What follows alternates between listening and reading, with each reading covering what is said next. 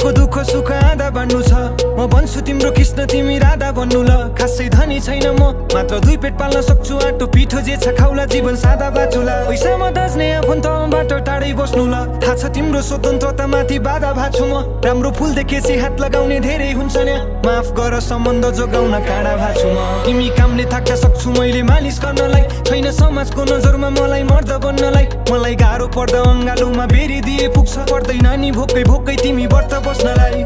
तिमी रिसले आगो हुँदा पानी बन्छु म। भोलि नातिलाई सुनाउँदा कथा रानी बन्नु ल। कहिले काहीँ कामले थाक्दा थोरै रक्सी पिउँछु म। मलाई थोरै थोरै मात्र तिमी गाली गर्नु ल। मलाई जित्नु छैन एक्लैसँगै हारिदिए पुग्छ। म हारिरुँदा आँसु तिमीले झारिदिए पुग्छ।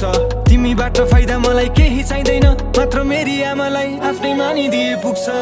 आउनु है तिमी फर्केर, बसिरहन्छु म पर्खेर, तिमीलाई नै सम्झे।